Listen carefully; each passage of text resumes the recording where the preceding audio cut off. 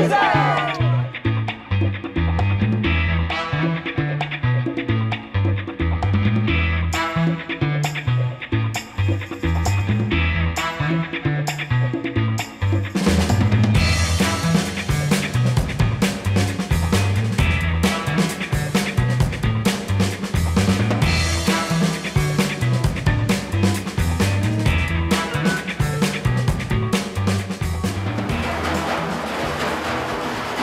İkinci bölümümüze hoş geldiniz. Mezopotamya'nın büyüsünü biliyorsunuz. Biz Gaziantep'te başlatıp Şanlıurfa ile devam etmiştik. Şimdi Mardin'deyiz. 2 gün boyunca Mardin'de bütün bu kadim memleketin hikayelerine, lezzetlerine ve keşiflerine birlikte bakacağız. Sizinle birlikte ve Hayat Bana Güzel takipçileriyle.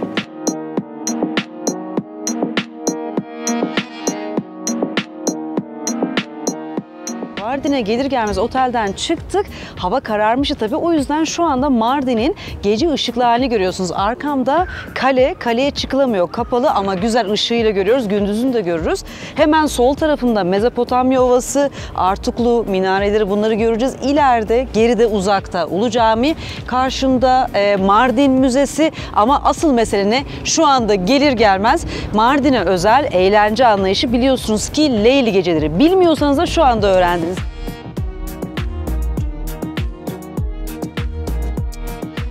Müziğiyle, dansıyla Mardin'e özel Leyli Geceleri Mardin'in turistik olan eğlence anlayışı içinde yerini bulmuş. Aslında geçmişten bugüne geleneksel bir durum bu. Biraz Urfa'nın Sıra Gecesi gibi, Adıyaman'ın Harfanesi gibi buranın da Leylisi var. Leyli gece demek zaten. Reyhani denen müziği ve dansıyla biraz daha naif, hoş detayları da var. Bunların birbirinden farkı, mantığı aynı da olsa temelde müzikler, danslar ve o melodiler, sözler, belki diller değişiyor ama keyif, paylaşmak, muhabbet değişmiyor. Mardin'e böyle bir giriş yapıyoruz ama aynı zamanda yanında yöresel Mardin lezzetlerini de yiyip içebiliyorsunuz turistik gezilerde. Hadi gidelim.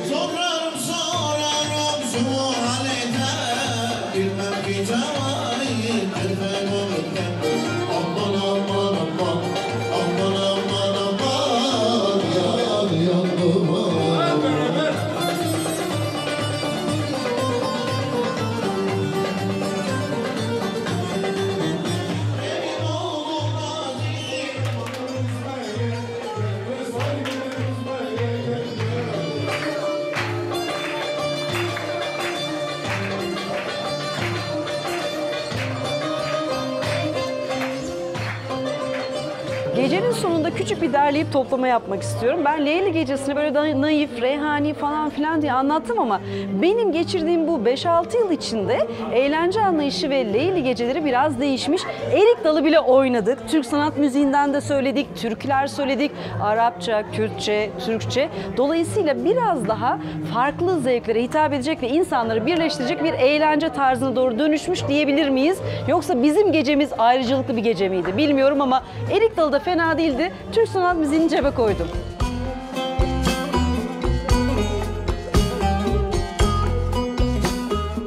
Mardin'in bademini, acı bademini çikolatayla kapladık. Acı badem çikolata. Lütfen ama pişman olursunuz. Badem meşhur mu? Burada badem ve ceviz. Bunların bir ismi var mı? Ne diye? Mavi badem şekeri, tarçınlı badem şekeri, hayalet badem şekeri diye geçiyor. Hayaleti sevdim ben. Hayalet güzel. Bu da serpme badem şekeri. Şimdi biz Leyli'den çıktık, Hayat Bana Güzel ekibi olarak. Dedik ki biraz akşam akşam sokaklarında dolaşalım. Şimdi aslında ekip olduğu gibi ilk kez Mardin sokaklarıyla gece tanışıyor, karşılaşıyor. İşte merdivenlere bakıyoruz, abbaralar, dur bunu yarın konuşuruz falan. Yarın hep anlatacağız bunları.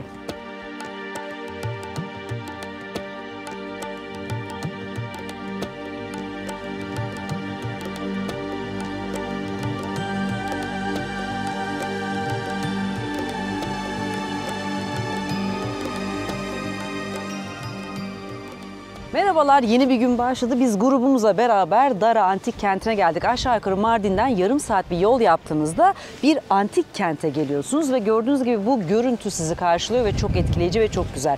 Tarihi olarak bakınca M.Ö. 3. yüzyıldan günümüze kadar geliyor.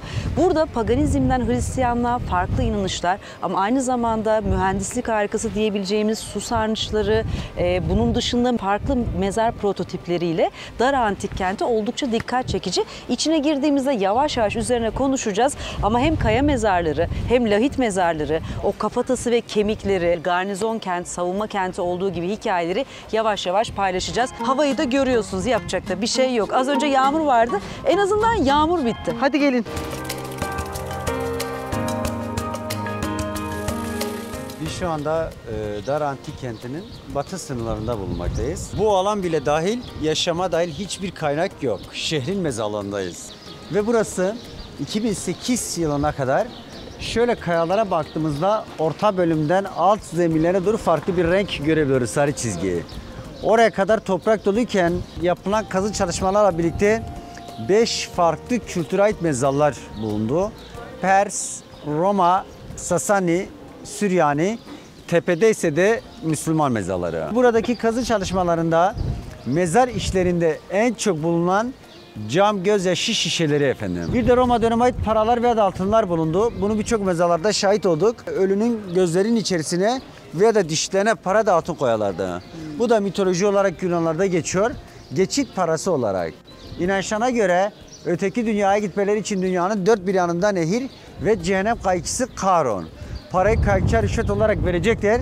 O da direkt o ruhları cehennemden kurtarıp onları cennete götüreceği inanırlardı. Hani bir apartman yapılır, örnek dairesi olur efendim. Emlakçılar insanları gösterir. 2+1, 3+1. Bizim de 2+1 örnek kaya mezarımız var. Şöyle mezara bakalım. Daha sonra güneş tapınağına geçeceğiz. Gel, şahane anlatıyor. Ben hiçbir şey anlatmam. Gel. Ben böyle şeylerle karşılaşınca çok mutlu oluyorum. Çünkü bu bir şans. Her zaman böyle karşılaşmalar olmuyor. Buyurun efendim, geliyoruz. Kafalara dikkat.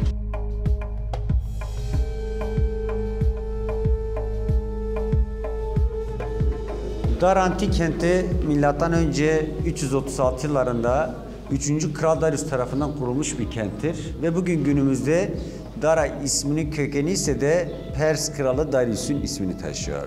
Perslerin inancı Zerdüştlük. Zerdüştlük ilk tek tanrılığa geçiş yapan inançtır efendim. Güneş bir de ateş, o da sembolüktür. Buradan doğu kısmına baktığımızda iki pencereyle sabah saatlerin içerisinde güneş alır, yılın sadece 2 günü net ve uzun güneş görür. İki pencere ortasındaysa beyefendinin, hanımefendinin olduğu yerde kurbanlar kesilir orada efendim. Ve şu an halen Mardin'de yaşayan, Nusaybin'de olsun, Midyat'ta olsun köyleri yer alan Ezidi kültürü. Ezidilerin inancıysa da Zerdüştlüğün bir koludur, bir mezhebidir ve halen de günümüzde Mardin'de ibadetlerini güneşe tapınarak yerine getirirler.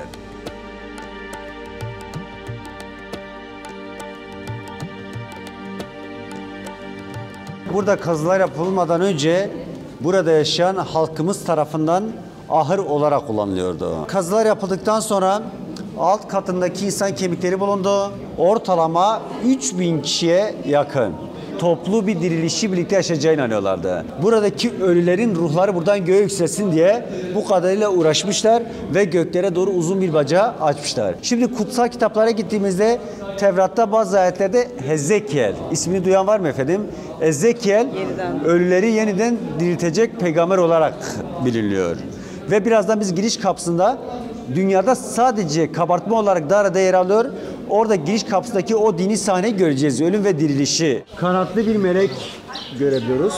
Elinde insan, en alt köşesinde bir sürü kuru kafalar bir arada. İnançlarına göre o bahsettiğim peygamber efendim Hezekiel Tanrı'nın huzurunda dünyaya inecek ve buradaki bütün ölüleri yeniden diriltecek mucizesini gösteriyor. Üst taraftaki üçgense de Hristiyanlığın sembolüdür. Baba, oğul ve kutsal ruhu ifade ediyor kesis.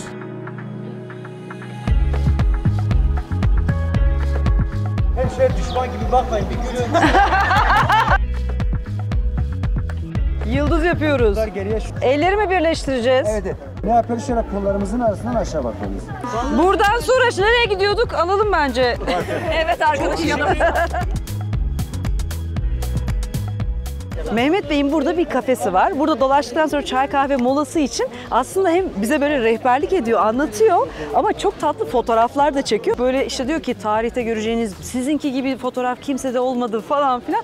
Böyle insanı yükseltiyor, pozlar veriyoruz, bir şeyler yapıyoruz. İlk kez grup olarak geziyorum ben ama grup olarak nasıl geziyorum? Hayat Bana Güzel takipçileriyle geziyorum. Yani kendi ailemle geziyor gibiyim. O yüzden bunu bir grup gezisi olarak saymıyorum. Aile gezisi yapıyoruz biz ve çok da eğleniyoruz. Ama bu eğlencenin yanı sıra biliyoruz ki bu alan günün sonunda bir mezarlık alanı. Geçmişten bugüne birçok farklı tarzda, tipolojide mezarlar var ve ana girdiğimiz binada Mehmet Bey de gayet güzel anlattı. Yani paganizmden Hristiyanlığa dedim ya, bir güneş tapınağından kiliseye geçiş de var. Ne bileyim ruhların dirilip tekrar gökyüzüne yükseleceği bir baca alanı da görüyorsunuz. Oraya toplanmış Roma döneminden kemikleri görüyorsunuz. Farklı kademedeki, rütbedeki insanların mezarlarını görüyorsunuz. Dolayısıyla lahit mezarlar görüyorsunuz. Bu mezarlık alanı gerçekten oldukça etkileyici, onu söyleyebiliriz.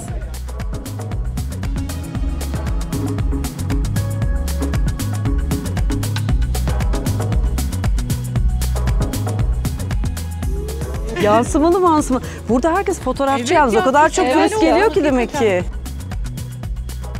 Bir dönem ahır olarak bir aile içinde kullanılmış ama eski mimari olarak, mühendislik olarak Roma mühendisliği diyelim bir su sarnıcının içine giriyoruz.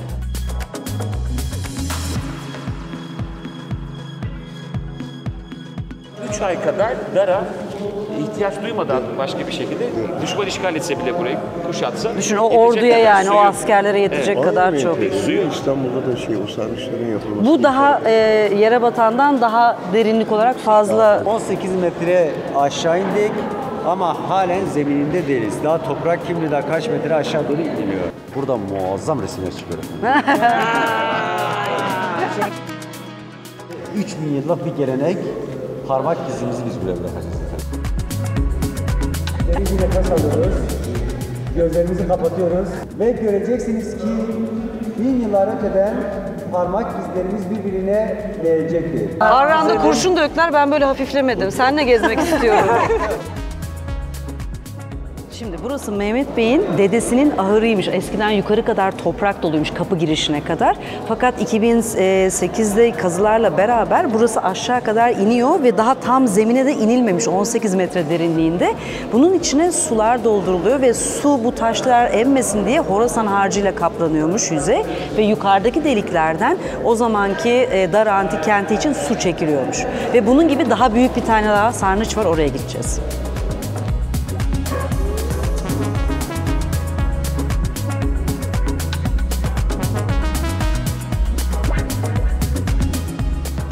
Bazı bilgiler birbirine karışıyor. Burası gerçekten sarnıç mıydı, depo olarak mı kullanıldı? Kapısında da zindan yazıyor. Zindan hikayesine gerçekten zindan olarak kullanılmamış. Ama o zaman hani askeri garnizon alanıyken buraya asker komutanların halk yere doğru böyle içeri girdiğini çıktığını görünce bu alana kendileri zindan demişler. Zindan oradan gelme. Sarnıç olduğu bu kemerli yapıdan ve mimari yapısından anlaşıldığı söyleniyor ama depo olarak kullanıldığı da söyleniyor. Dolayısıyla kapıda zindan yazıyor. Hadi gelin daha büyük yapılı bir sarnıcı, depoyu, zindanı görelim. Hadi.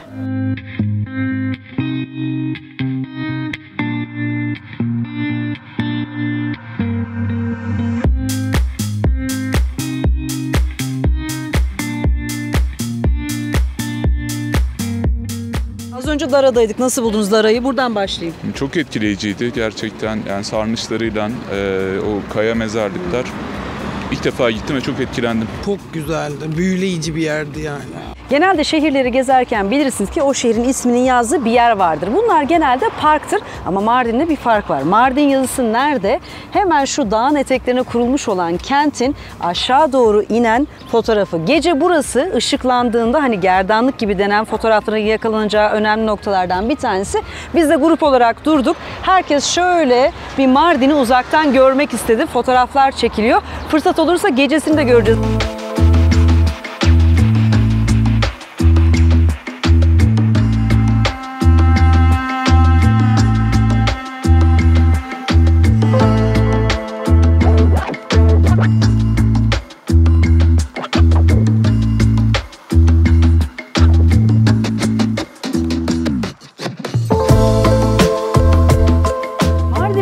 gelmez gezilecek ilk noktaların başında Mardin Müzesi geliyor. Bu müzenin bence öncelikle dışından bahsedelim çünkü Mardin'in mimari yapısı olarak o işte karakteristik özelliğini, taş yapısını bu müzeyle çok net görebiliyoruz. Müzede hem arkeoloji eserleri hem de etnografik eserler görülebiliyor. Çok büyük ve çok kapsamlı bir müze değil ama Mardin'e gelmişken gezip görebileceğiniz bir yer. Biraz binadan bahsedeyim. Burası aslında 1800'lerin sonunda Süryani Katolik Patrikliği olarak kullanılan bir binayken daha sonra turizme kazandırılıyor ve 1995'teki son halini alıyor. Şu an gördüğümüz halini alıyor. İçine girip dolaşacağız. Aşağıda Mezopotamya Ovası uzanıyor ve tabii ki aşağı doğru şehrin çarşıları, Ulu Camii ve medreseler var. O yüzden yavaş yavaş onlardan da size bahsedeceğim.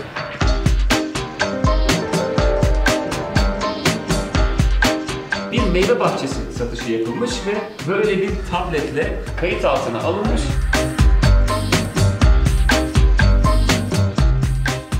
Şimdi Mardin'de gece eğlencesi, Leyli geceleri falan dedik ya, müzikti, reyhaniydi. Burada da aslında müzede böyle bir bölüm yaratılmış. Leyli ve düğün dernek gecelerinde müzik tüm canlıyla kullanılırdı ve evlerin duvarlarında, avlularında müzik aletleri asılı dururmuş. Ne bunlar? Keman, cümbüş, ribap, kanun, darbuka, def gibi çeşitlilikte.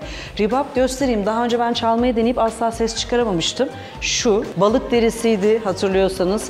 Ben korkunç gıyıltılar çıkarmıştım. Öyle kolay bir şey değil ondan ses çıkarmak. Hani benden fış diye ses çıkmadı. Böyle sürtünce olmuyor demek ki. Mardin yöresine ait bir çalgı ceviz ağaçtan yapılmış. Bu ceviz Gördüğünüz ağacı. Balık derisi. Balığın derisi şu. Bu da atın kuyruğu diyor. Kültürel bir eser, çok eski bir kültürel sahip. Notası çalıyoruz biz, kulaktan çalıyoruz, ezberler. Nota yok, perde yok. Burada kulak var, deneyim var.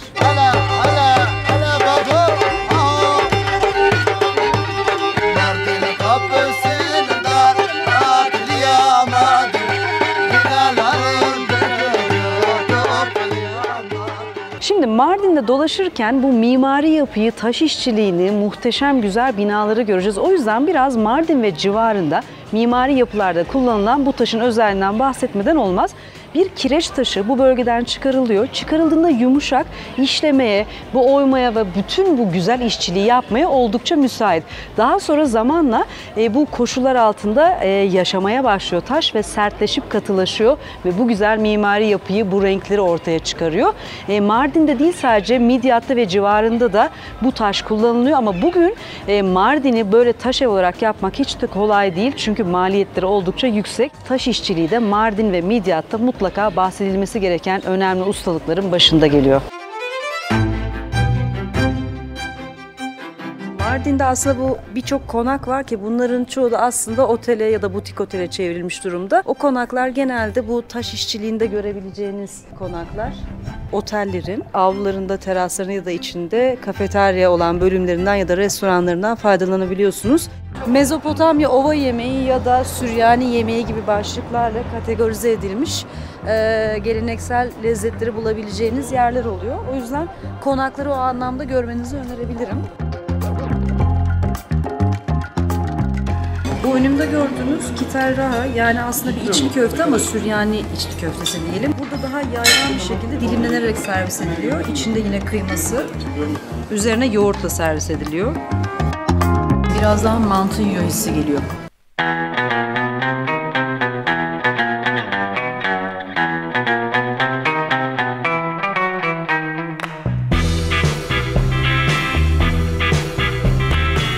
Çekiş sesleriyle bakırcılar, diğer tarafta rengarenk görüyorsunuz sabunlar, kumaşlar.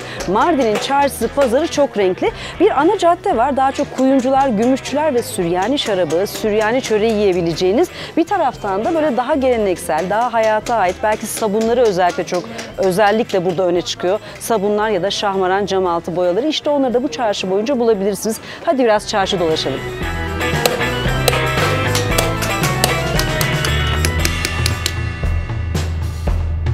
Mardin çarşılarında gezerken şu bademler illaki önümüze çıkıyor.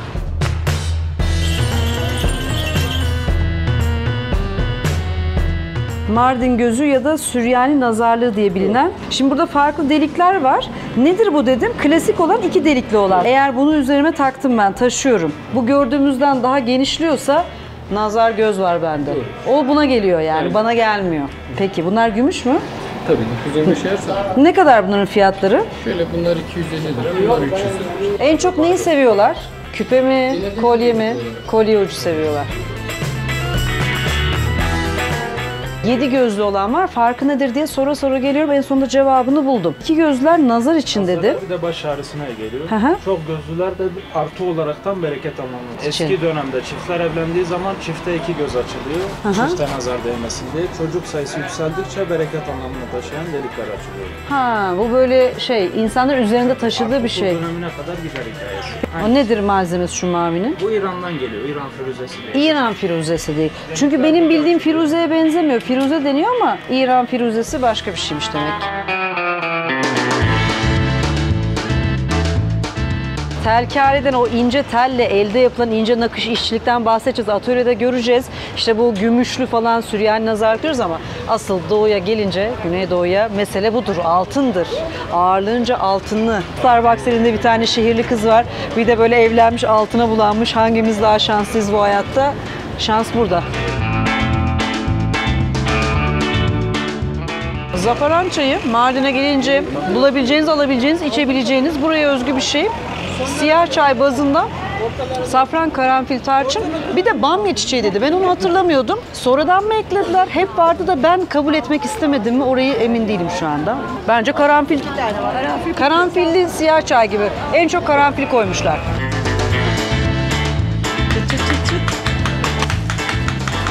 Bunun şeyi nedir? Buna hizmetçisi hamurunda 30 baharat tereyağı var. Ha, bu güzel koku 30 baharat. Ama daha böyle baskın olan hangisi? Daha baskın bir... Sevgi. Çok tatlı. Vallahi sevgi kokuyor dükkanınız. Çok tatlı. Psikolojik olarak da kesin sevgiyle beraber mutlu olacağız. Hadi. Kutur kutur çutur çutur. Konuşamayacağım.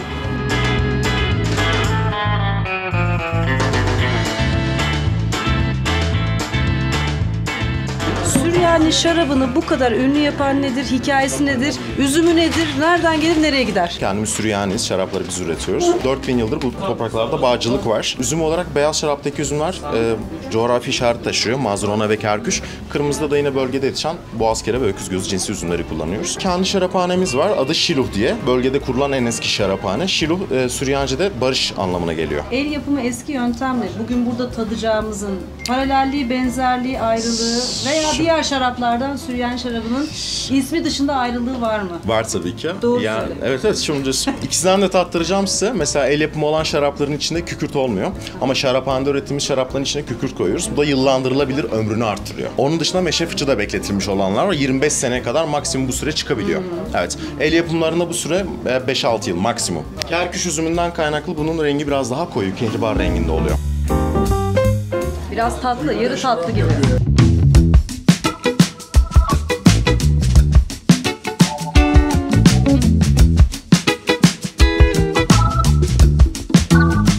Böyle yavaştan kademe kademe aşağı iniyoruz.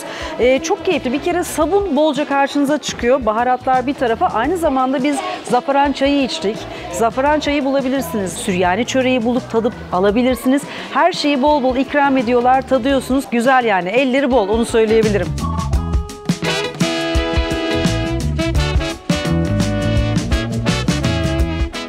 Mardin'de çarşı içinde dolaşırken en çok gördüğümüz şey bu el yapımı sabunlar. Bir sürü şifalı, her derde deva, çeşit çeşit sabun görüyoruz ve sabun dükkanı görüyoruz. Hani bıttım sabunu en çok, eşek sütü sabun en çok dikkatimi çekenlerden ama defneydi, lavantaydı, nar sabunu, neler neler, argan yağlı, ardıç falan diye gidiyor, pirinç sabunu.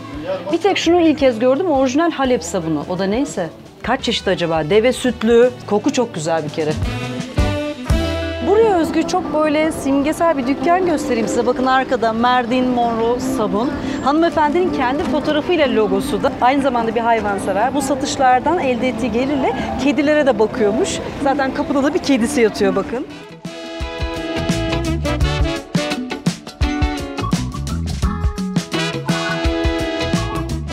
İsa Bey medresesi iken buradaki zincirin o medreseye taşınmasından dolayı zinciriye medresesi adı verilmiş. Orada da kelime-i tevhid yani la ilahe illallah, Allah'tan başka ilah yoktur ibaresini görüyoruz. Yukarı çıktık, yine bir Kur'an'dan ayetle süslenmiş.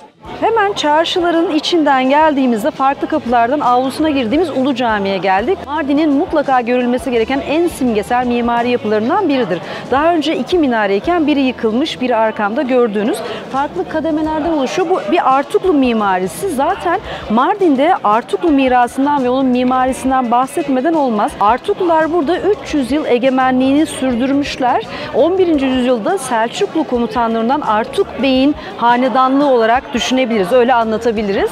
Bu arada minare üzerinde farklı kademelerde farklı simgeler var. Öncelikle buraya gelen ve ibadete gelen insanlara bir teşekkürden tutun, Ayetel Kürsi'ye, Hz. Muhammed'e ve 4 halifenin ismine kadar kademe kademe farklı simgeler ve yazılar gözüküyor. Bu minarenin sivri değil de yuvarlak formu, bu form aslında o Artuklu mimarisinin Mardin'e bıraktığı mirasların başında. Bu minarenin yapımında 3 farklı ustanın emeği var. Yani Ermeni, Süryani ve Müslüman ustalar tarafından farklı zamanlarda tamamlanmış. O yüzden minarenin her kademesinde her dine ait farklı simgeler yer alıyormuş. Böyle medrese kubbelerinde, minarenin etrafında ve işte bütün bu yapılarda uçuşan o güvercinleri görmek bana çok Mardin resmi geliyor. Mardin ve güvercinler de aslında bu mimari yapıyla birlikte Mardin'i tamamlayan resimler. Arkada uzanan Mezopotamya ile birlikte.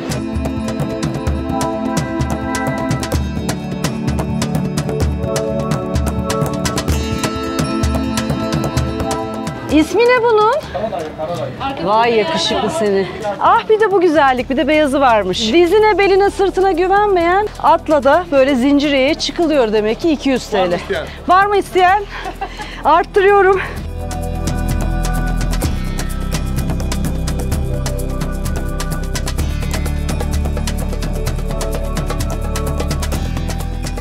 Zincirliye Medresesi gördüğünüz gibi oldukça kalabalık ve popüler. Çünkü burada medresenin kendi hikayesi bir yana, buraya üst kata bu 2 tane kubbenin olduğu yere çıktığınızda arkada Mezopotamya Ovası'nı, az önce yanında olduğumuz caminin minaresini, bütün o perspektifi çok güzel görebiliyorsunuz.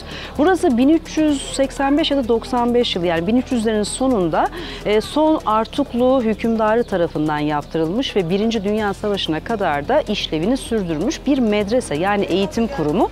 Medreselerle ilgili özet şunu söyleyebiliriz. Aşağıda bir havuza dökülen, bir çeşmeden çıkan su var ve havuza dökülüyor. Yani doğum, bebeklik, çocukluk, gençlik ve ölüm, hayatın döngü ve akışını anlatıyor. İnsanın o ölümlülüğünü, hayatın sonsuz olmadığını. Bir diğer taraftan kapılar daha alçak. Yani ferah ferah geçmiyorsunuz da biraz eğilerek geçiyorsunuz. Burada da bir mütevazilik var. Sadece bilgiye değil, aynı zamanda hayata ve insana dair bir görgüden ve gerçekten bir eğitimden bahsediliyormuş bu eğitim kurumlarında.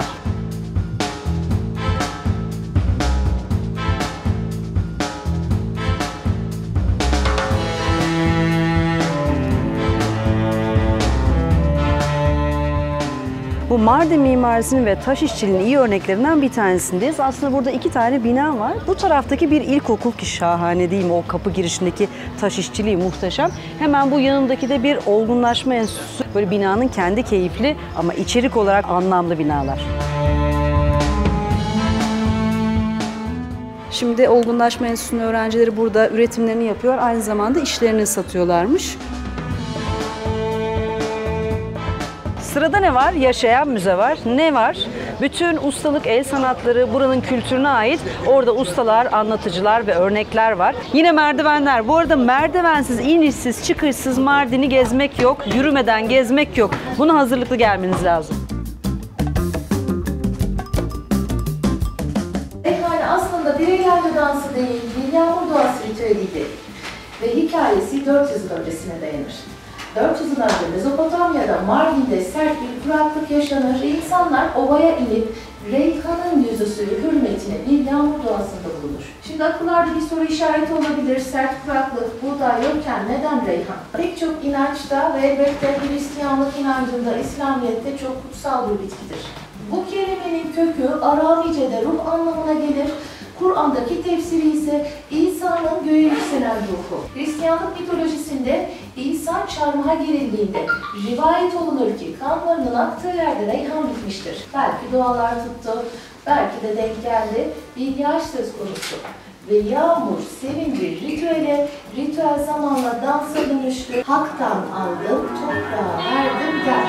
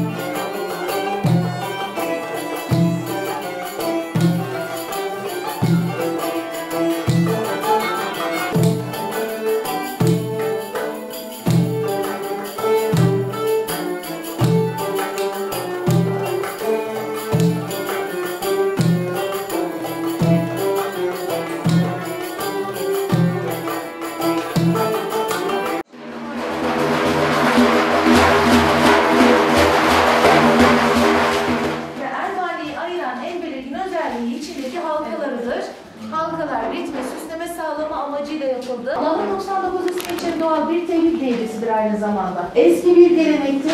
Kız çocuğu doğduğu zaman Ervane hediye edilirdi. Kadının aşkıdır, kutsiyetidir.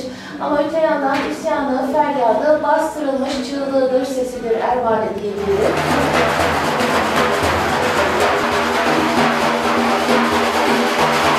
Şamanik bir ayin tören hissi verdi bana. Bir bağlantı var mı? Şaman davuludur. 15.000 yıllık bir geçmişi vardır. Çıkış amacı müzik değil, elbette haberleşme ve şamanların bir nüans yakalaması için yapmış oldukları bir ritimdir aslında. Ve olması gereken formu ise zaten ceylan derisidir. O da bize geçti zaten. Evet.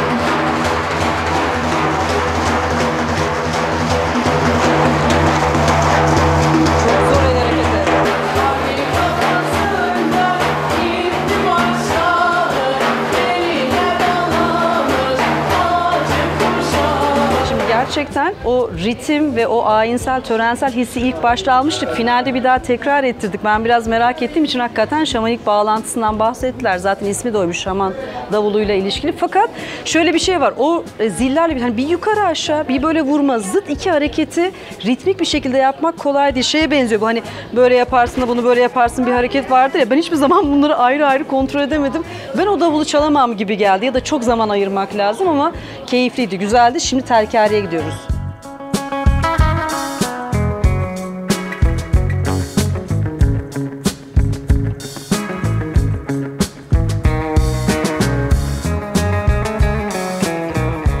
Terkari sanatı bizim sanatımız. Ben kendim Süryaniyim. 48 yıldır bu meslekteyim. Hem altın hem de gümüş. Gümüşü eritiyoruz ve 22 mikron yapıyoruz. Yani bir saç dilinin bir tık daha kalın. Arapçada vav harfine benzediği için tek vav, sarma yöntemi, tekerle güverse, bir de örme, zıp zap. Böyle bir şey yapma süreniz ne kadar? 3-4 saat. 3-4 saatte şu yapılıyor. Malzeme hazır olacak şekilde. Bunlar hazırken. Bir de onun çekmesi var. Tabii onu da çekiyor.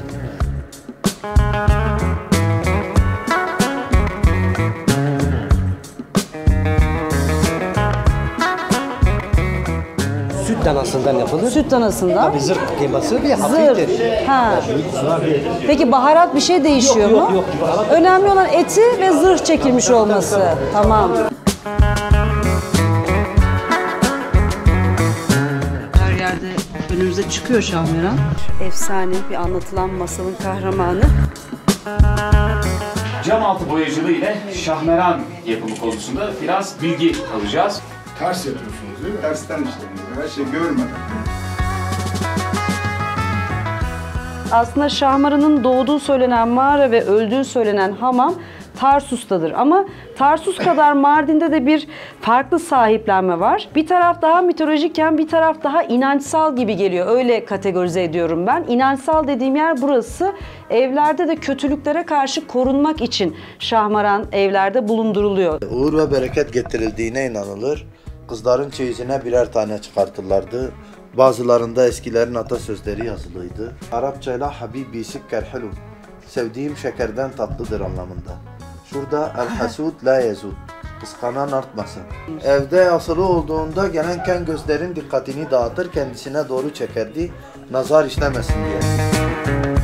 Şahmaran yer altındaki mağarasında yılanlarla birlikte yaşayan yarı yılan, yarı kadın, şifacı, doğanın bilgeliğine sahip bir dişi figürdür.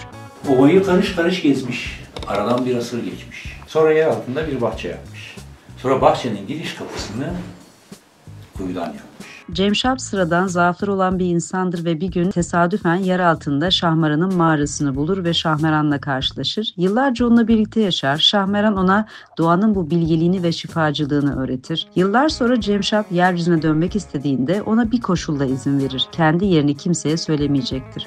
Ülkenin padişahı hastalanmıştır. Vezir Şahmeran'ın etini yediğinde padişahın iyileşeceğini söyler. Baskılara dayanamayan Cemşap Şahmeran'ın yerini söyler.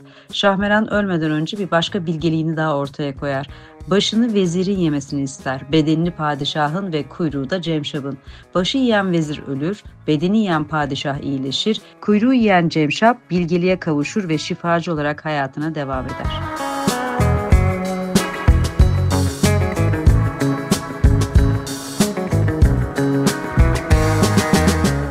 Mardin'in gece fotoğraflarını çekmeye durduk. Akşam yemeğine gidiyoruz ama Mardin'de midye. Şöyle ablam boğaz midyesi Dur. İstanbul'dan geliyor. İstanbul'dan geliyor midye. İstanbul'da mı işler bereketli, burada mı? Burada daha bereketli ablacığım. Ha. Oranın parası bereketli değil. İstanbul'un parası bereketli değil mi? Bak gördün mü? Bu önemli tespit yalnız. Aynen. Birinin damı öbürünün terası olacak gibi, birbirini kapamayacak gibi o yamaç boyunca dizilen evler akşam ışıklarını yaktığında, sokak lambaları yandığında uzaktan işte tam da böyle bir boyuna dizilmiş gerdanlık gibi görünüyor derler ya. O görüntüyü merak edenler gelip buradan ve bunu yakalayabildikleri bazı noktalardan fotoğraf çekiyor. Bizim de akşam yemeği çanları çaldı. Gidiyoruz. Mezopotamya'da yaşıyoruz. 12 bin yıl önce tarım burada bu topraklarda başlıyor ve Mezopotamya'dan bütün dünyaya yayılıyor. Avrupa'ya bizden buğday 4 bin yıl sonra gitmiş. Dolayısıyla bu kadar önemli bir genetik mirası koruyan bir şehirde yaşadığım için bu tohumlardan başladım. Denizde zeytinyağı, yemelik zeytin yetişirken Dara bölgesinde zeytinyağlı zeytin yetişir. Bizim sabunlarımızın çoğu bu Dara bölgesinden gelen zeytinyağları. Deniz zeytinleri ise yenilebilir zeytin. Burada gördüğünüz deniz zeytinlerine yapılan bir meze. Şimdi biz Mardin'in yeni açılmış olan fine dining olarak aslında çıkmış olan bir restoranına geldik. Zamarot'a geldik. Dekorasyonuyla, restorasyonuyla aslında bu binanın kendisi ve ortamı oldukça hoş ve şık. Burada her şey, servis edilen her şey, özellikle sorgül mesela buğdayı ki bu yöreye ait, gluteni az ve gerçekten ata tohumundan mesela elinize ekmeğiniz, pideniz geliyor. Yine bu bölgenin yetişen ve civar bölgelerin yetişen ürünlerinden, mahsullerinden, peynirinden, baharatlarından mezeler geliyor ve yemekler geliyor. Burası herkesin bildiği Cerciş Murat Konağı'nın da sahibi olan Ebru Baybara'yı bilirsiniz. Onun maestroluğunu yaptığım dediği kendi tabiriyle bir restoran ve burada çalışan bütün gençler Mutfak Sanatları Akademisi'nden çıkmış, tamamen sektöre yetiştirilen gençlere aynı zamanda bir okul olmak gibi bir iddiayla da yolculuğuna devam ediyor. Zaten Ebru Baybara'yı bilenler bilir, bilmeyenler de bakabilirler. Bu bölgeye ve tüm Türkiye'ye aslında değer katmaya çalışıyor. Hem bu toprakların yani Mezopotamya'nın bereketini ve geçmişten bugüne gelen değerlerini, ata tohumunu ve en temiz haliyle yeniden üretim ve çoğaltmakla uğraşıyor ve bunu yaparken de kadın istihdamına da önem veriyor. Kadın istihdamı ve bölge halkının kalkınıp kazanması dışında gençlere de bir alan açmaya çalışmış. Bu restoranda şu anda gördüğümüz yolculuk böyle başlamış. Biraz daha yolu var. Çok heyecanlılar ama çok iyi niyetliler. O yüzden insana bir anne şefkati geliyor, onu söyleyeyim. Ama lezzet olarak şu ana kadar başladığımız lezzetler güzel.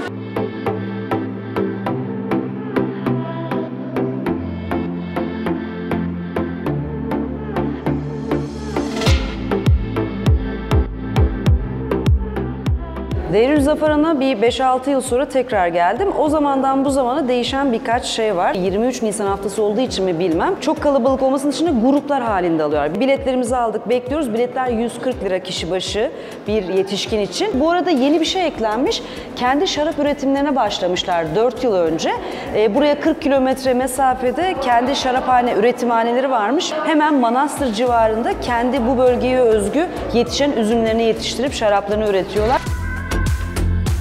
Bu arada biz Deirüzzafaran derken bu zafaran ismi eskiden burada safran yetişmesiyle ilgili ama şu an safran da yok. Zafaran çayının içinde var. O da acaba buralardan değil nereden? İran'dan mı diye merak etmeden duramıyorum tabii. Deirüzzafaran aslında 17. yüzyıldan bugün gördüğümüz hali günümüze geliyor. Ama M.Ö. 3. yüzyıldan beri bir güneş tapınağı üzerine zaman içinde, yıllar içinde farklı inanışlarda ibadethaneler bu alanda kurgulanmış. Mimari özelliği dışında burası din adamlarının yetiştirildiği bir okul olarak düşünün. İçeride bir Meryem Ana Kilisesi var, Güneş Tapınağı, hepsini göreceğiz. Şimdi biraz bulunduğumuz yeri de şöyle güzel bir çizim var, ona bakayım dedim. Bak şurada diyor ki rahiplerin inzivaya çekildiği manastırlar, kayalar içinde.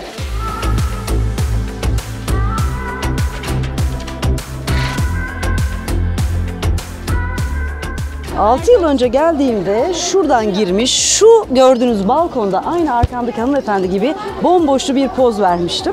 Şimdi aynısını almak neredeyse imkansız çünkü oluk oluk gruplar ve insanlar giriyor. Bu kadar kalabalık daha önce Deirüzzafaran Manastırı'nı gezmedim. Burası Azizler Evi. Burası ilk kurulduğunda bir tıp, şifahane merkezi olarak kullanılıyordu. Burada ilaç üretiyorlardı. Tıpta da yılan figürleri görebilmektesiniz. Aynı şekilde yukarıda hemen sol köşede bir tane yılan başını vazoya sokmuş bir şekilde zehir akıtıyorlar. Zehir ise panzehiri temsil etmektedir. Hop bakalım, kafalara dikkat. Güneş Tapınağı manastırın en eski bölümüdür. Yaklaşık 4000 yıllık bir tapınaktır. Eskiden burada Süryaniler Hristiyan olmadan önce burada güneşe tapıyordu, pagandı. Bu tapınağın en büyük özelliği ise taban kısmı oluyor. Taşların yukarıya doğru uzunluğu 1,5 metredir ve her birinin ağırlığı ise 1,5 ila 2 ton arasında değişmektedir. Aslında üzerimizde 800 ton ağırlık vardır. Gruplar halinde gezmenin önemli bir tarafı size anlatan bir rehber veriyorlar. Manastırdan bir görevli oluyor ve o size bütünüyle hikayeleri anlatıyor. Kapı ise sarı tonlarındaki işlemeler kündekari tekniğiyle yapılmıştır. Çivisiz, tutkalsız ceviz ağacından yaklaşık 320 yıllık kapılardır.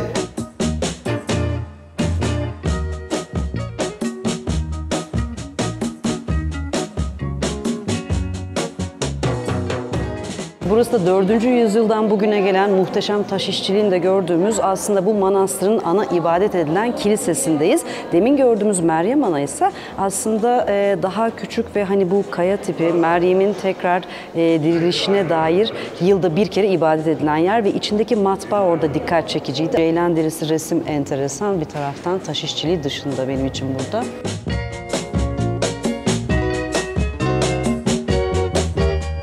Hayat bana güzel. Deirüzzafar'ın da yine salladıysak o zaman Kasımiye Medresesi'ne geldik çünkü Deirüzzafar'a yakın bir noktada aynı rota üzerinde görülecekler arasında. Artuklu mirası, mimarisi güzel bir yapıdır. Çok güzel bir manzaranın da önünde duruyoruz. Arkada alabildiğine Mezopotamya Ovası uzanıyor ve bu medrese oraya bakıyor. Ve kapısı yine böyle taç kapılar, girişler, kubbeler. Şu güzel kapıyı görüyorsunuz. 15. yüzyıldan günümüze bakalım bugün nasıl gözüküyor. İlgi çok gördüğünüz gibi kalabalık yine hafta sonu ama manzara gerçekten bir kat daha çıktım, çok güzel. 700 yıllık bir geçmişi olan bir medresenin içindeyim ve burası aslında orta öğrenim ve yüksek öğrenimin yapıldığı önce bir avlu, arkasından da 2 katlı bir binadan oluşuyor. Girdiğimizde avluda gördüğümüz bir havuz var. Bu havuzun aslında suyunu biriktiren karşıdaki çeşme. Bu çeşme doğumu, oradan devam eden yolculuk hayatımızı ve tüm o doğumdan ölüme yolu simgeliyor. Bu da tasavvuf inancıyla bağlantılandırılıyormuş.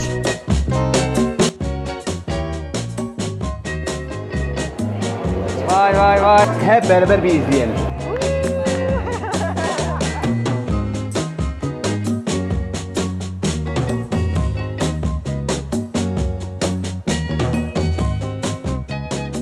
Evet, yollarda olmak ne demek? Güvenilir ve deneyimli bir kaptanla yol almak demek.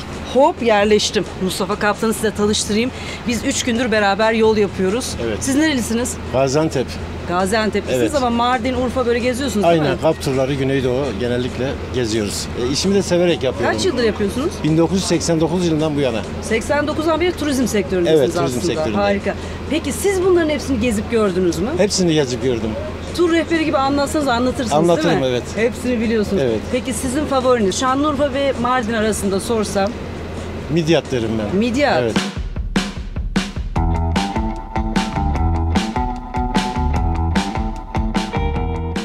Şu duygu o kadar enteresan ki. Böyle bir tünelden içeri gidiyorsun, bir ışık görüyorsun, ona doğru yürüyorsun. Bu merdivenli dar sokaklar ve abbaralar yukarıdan birbirine bağlanıp aşağıda geçit oluşturuyorlar. Bunlar işte Mardin'in hani evleri, sokakları meşhur diyoruz evet. Bir o kadar da meşhur bir başka şey var ki abbaralar. İşte bu da Mardin'in çöpçü eşiği. Şimdi Mardin'in sokaklarının dar olması, arabalar giremez hale geldikçe ve darlaştıkça ne oluyor? Sokaklarda dolaşan eşekler, çöp toplayan eşekler karşımıza çıkıyor mu? Bekir yanıma, gidiyor Bekir yanıma. Mardin'in sokaklarında dolaşırken çöpçü eşeklerine rastlayabilirsiniz sabah saatlerinde ama günün her saatinde Mardinli çocuklara mahalle arasında rastlarsınız. Boy boy kızlı erkekli gelirler size ya türkü söylerler ya da ben de rehberlik ediyorum, yardımcı oluyorum, okul harçlığımı çıkarıyorum derler. Burada çok sık karşılaşacağınız manzaralar.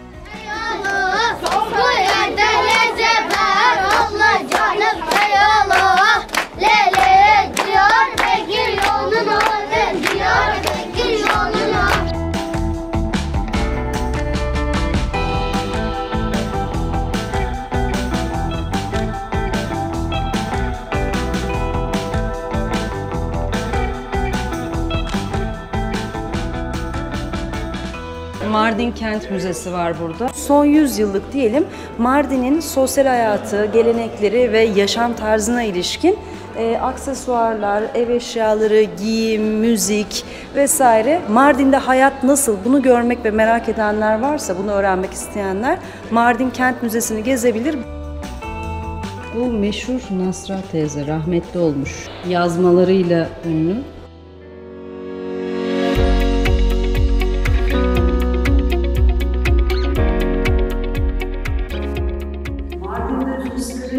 Merakla geldiği, ziyaret ettiği kiliselerden biri burası Kırklar Kilisesi olarak biliniyor ama Mor Behnam ve kardeşi Saru için yapılmış. Şimdi Kırklar Kilisesi olarak söylenen yer 6. yüzyılda inşa edilmiş ama bu kadar geniş ve büyük değilmiş tabii. Daha sonra genişletilmiş, bir dönem okul olarak da kullanılmış. Burada tabii çok güzel bir şekilde özellikle binanın dışında görüyoruz. Geleneksel taş işçiliği örneği olarak da görülebilir.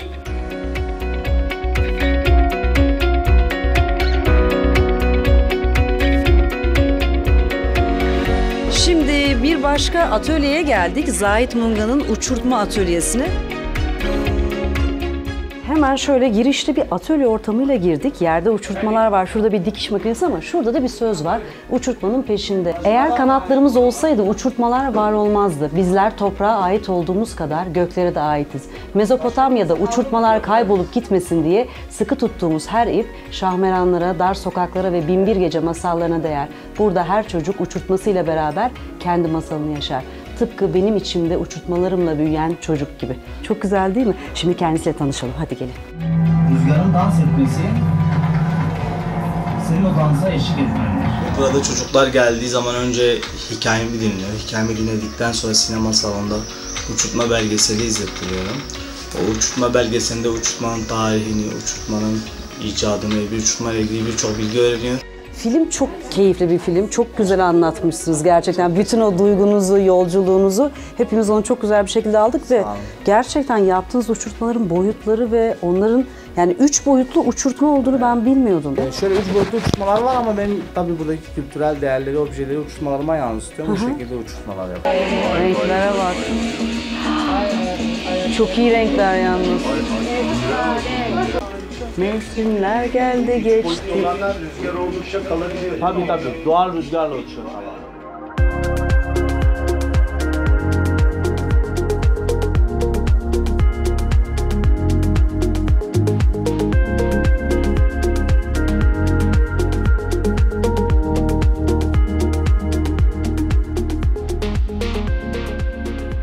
Kahiye bizim yöresel tatlımız. İnce çıtır açmasından yaptığımız hafif şerbetli.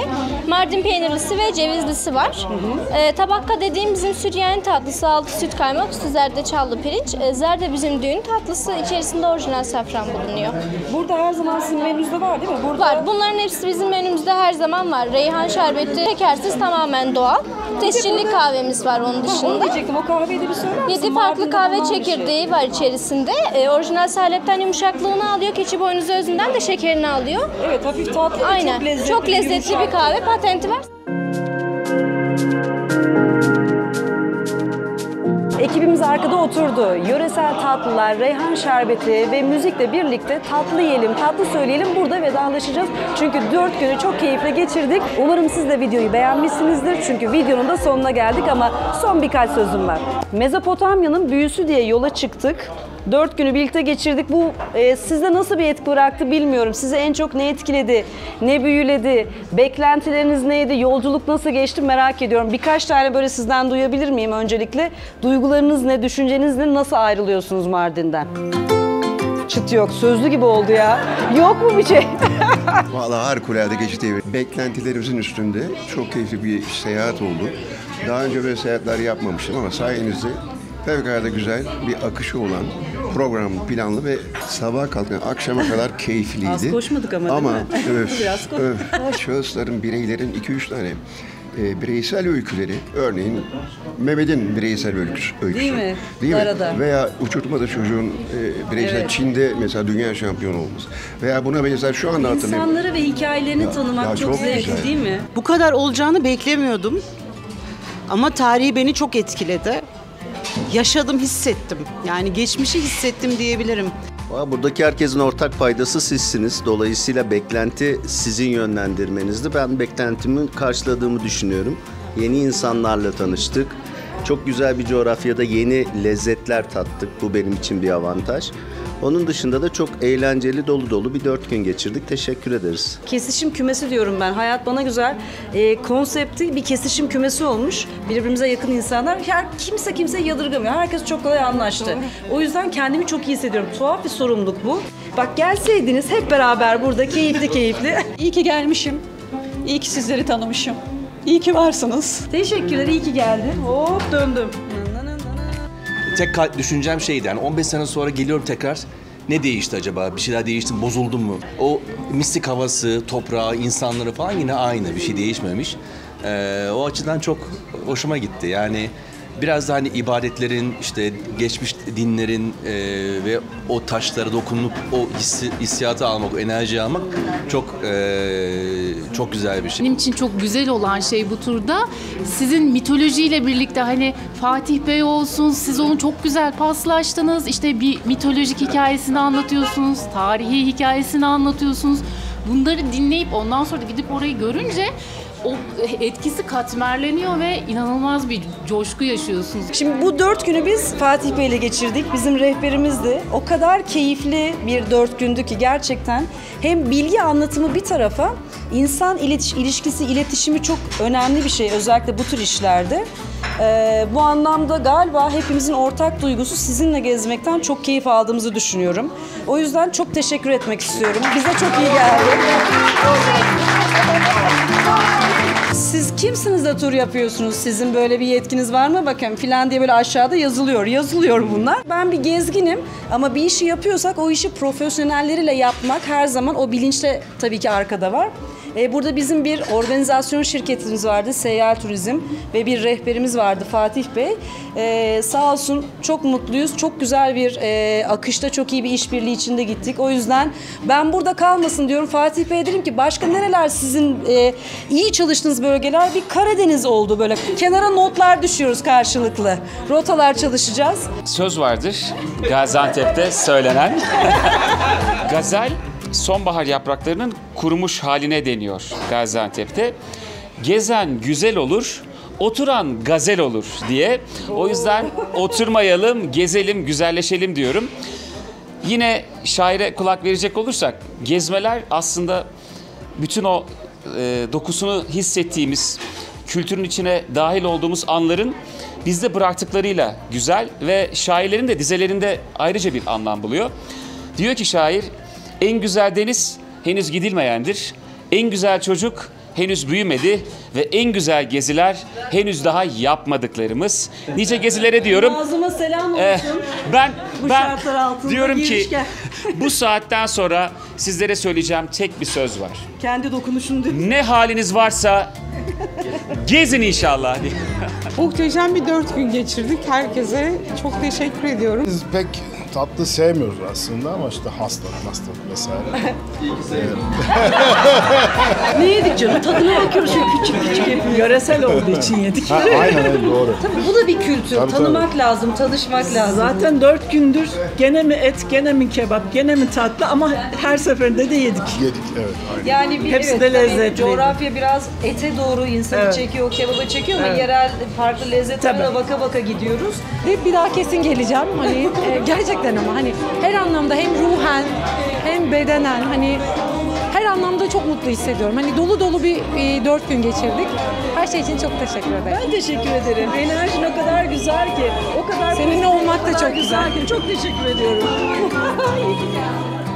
Ekibimizin en genci diyorum ben, gördüm Öykü, dedim ki ne kadar güzel, iyi ki geldin, yaş ortalamamızı küçülttün, çok mutluyuz. Teşekkür ederim, ben de çok mutluyum. Hem sizleri tanıdığım için hem böyle bir tecrübe edindiğim için ayrıca dayıma da teşekkür ediyorum. Hem çok güzel yeni bilgiler edindik, tecrübeler edindik, hem de çok güzel hayat dersleri çıkarttık. Yani benim için inanılmaz bir şeydi. Sanki şey gibi oldu bu, beni bir ölsenize falan gibi, yani hayat bana güzel turlu. Ya yapmak istedim aslında o değildi, sadece hani buradan size gerçekten o Mezopotamya'nın büyüsü geçti mi, iyi hissettiniz miydi? Şey gibi olmasın yani, verip nasıldı, iyi miydi falan, öyle bir şey değil bu yani, onu demek istemiyoruz burada. Toprakların kendisinin büyüsü hem de insan hikayeleri çok etkileyiciydi. Bunun dışında tabii ki sizlerle birlikte bu seyahati yapıyor olmak da her ne kadar övmememizi söyleseniz de İyi ki geldiniz vallahi. biz çok teşekkür ederiz. Buyurun. Seattle'a gitmeden önce Mezopotamya'dasınız en son diyebilir miyiz? Evet, diyebiliriz. Hangisi? Kalsanız mı acaba buralarda? Gitseniz mi? Kalsak daha güzel gibi. Havası güzel, şehir güzel, insanları çok güzel. Tarihin içine girdik. Bence iyi ki çıktık bu yola ve daha bence çok yolumuz var. Hayat bana güzel dedirten anların peşinde, farklı yolculuklarda, maceralarda, deneyimlerde ve keşiflerde. Umarım kameranın bu tarafında ben, izlerken siz, belki de böyle yan yana başka bir yerde görüşeceğiz. Kendinize iyi bakın, hoşça kalın. Teşekkürler.